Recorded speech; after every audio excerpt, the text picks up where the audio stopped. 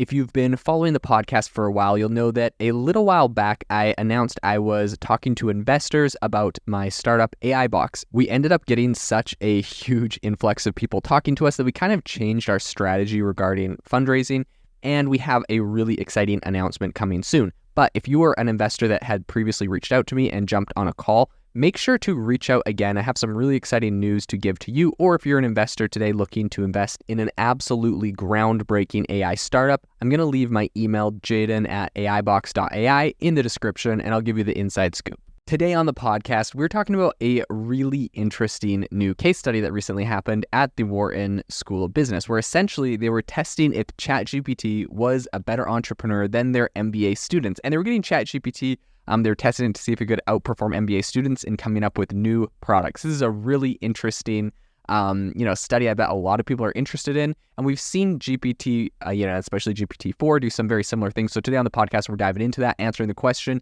is ChatGPT a better entrepreneur than most? So let's dive into it.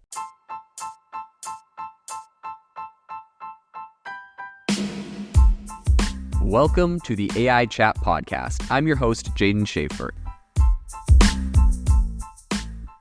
Have you ever wanted to start your own podcast? I record and publish podcasts on a platform called Spotify for Podcasters, and I absolutely love it. Essentially, you can upload from your phone or computer, and it distributes to every platform that plays podcasts. They support video podcasts, and you can make money on the platform with ads or even podcast subscriptions, something that has made my life so much easier as a podcaster. So if you're interested, I highly recommend you give it a try. You can download the Spotify for Podcast app, or go to spotify.com/podcasters to get started on your podcast today.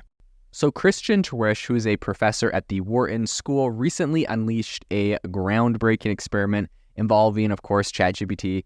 And the experiment aimed to essentially guess whether ChatGPT could outperform MBA students in really coming up with new product ideas. So after successfully passing an MBA final exam earlier this year, ChatGPT is now, facing its next challenge. Is it actually going to be, better, faster, cheaper for creativity, and especially in entrepreneurship and coming up with new businesses? So Terwiesch expressed his astonishment at the experiment's results in an interview with Wharton Business Daily and said, quote, "I was really blown away by the quality of the results. I had naively believed that creative work could be the last area in which we humans would be superior at solving problems." So the details of this kind of AI versus human experiment have been published in a white paper co-authored by him, along with Wharton OID professor Carl Ehrlich, who's a former Wharton graduate student.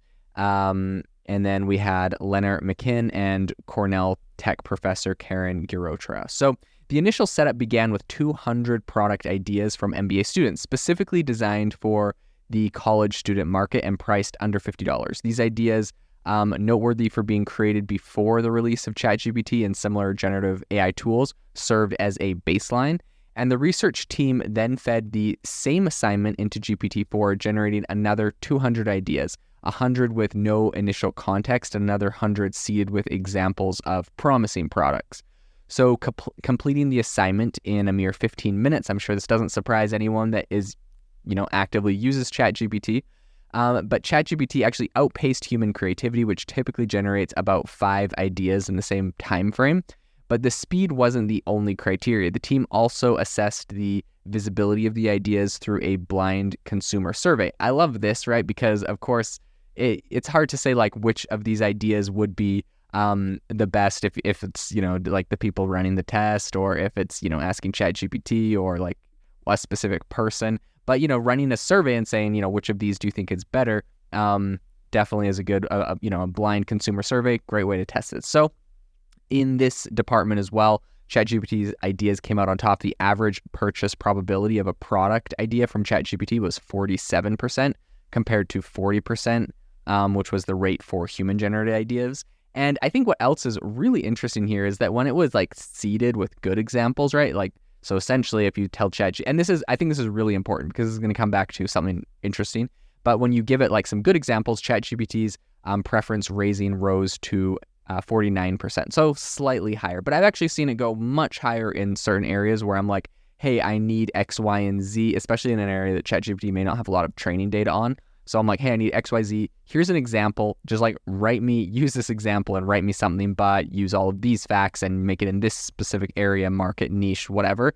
ChatGPT does a really good job of like, kind of getting the concept and ideas out of a main piece of content or a main document, and then, elaborating or changing them to your specific needs. So Terwiesch, who also serves as the co-director of the Mac Institute for Innovation Management, highlighted 3 major insights from this whole endeavor. First, he said ChatGPT can be a robust tool for generating creative ideas. Obviously, I'm sure we all know that. And said, quote, "It doesn't matter whether they are entering the local business plan competition or working on the cure for cancer. It's cheap, it's fast, it's good.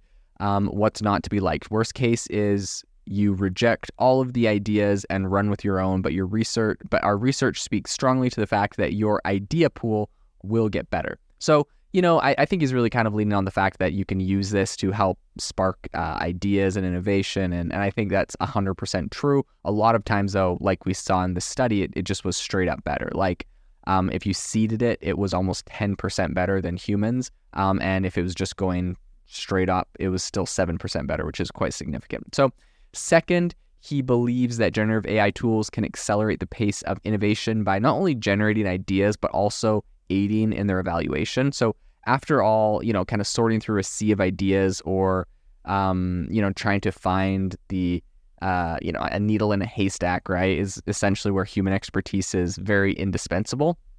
But AI is really good at kind of accelerating everything by creating stuff. So the last thing that he noted is that he really kind of emphasized that the conversation shouldn't be framed as a competition between man and AI, but he said, quote, "We need to find a way in which AI becomes your creative co-pilot. Together you can become a more innovative team." Now, I've talked about this a lot, so I won't give you my whole spiel, but I really do think there's a lot of areas where an AI, especially as it continues to get better and better, will like completely take over even in creativity and in a lot of different areas. We'll be able to make a lot of different decisions and do a lot of things. Now, I think, a lot of people may disagree with me on that, but regardless of whether you disagree with me on it, the fact that it's faster and cheaper means inevitably companies and organizations will implement that. So whether you like it or not, it's going to happen. And so I guess at this point, we kind of have to ask the question of like, if an AI is running things or making decisions or, creating content, like, do we need to regulate it? How do we need to, address it? Do we need to have disclaimers on this kind of content? Like, you can have all those kind of conversations.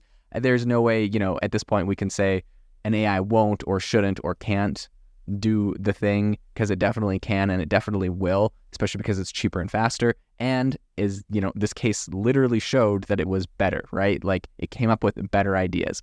And so I think, humans augmented with this, of course, are going to outperform other humans that do not have it.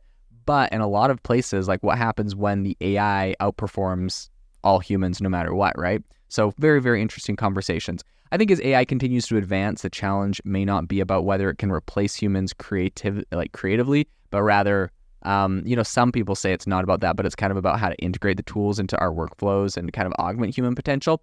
I think that's a conversation, but again, I really do believe AI will replace a lot of what humans do. And if you don't like the output, it's just a matter of time before the models get advanced enough and the prompts get advanced enough and fine-tuned enough that these things are able to outperform humans on a majority of, tasks. I think it's coming. So, of course, that's my opinion, but I'd love to hear what you think. Make sure to let me know. Join our Facebook or Discord groups and let me know your opinion. This episode is brought to you by Shopify.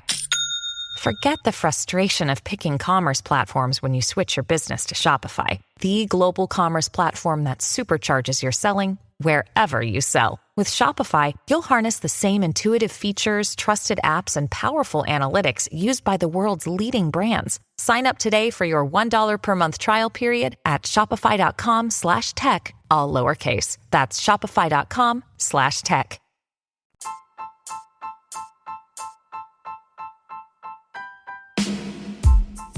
Thank you for listening to the AI Chat Podcast. If you enjoyed the podcast, I'd appreciate it if you rate me wherever you listen to podcasts. And if you're looking for an innovative group of AI enthusiasts, make sure you check out our Discord channel and also our Facebook community. It's obviously a lot more interactive than a podcast where we can actually share software tools, prompts that we're using in everyday AI. I'll leave a link for those in the description below.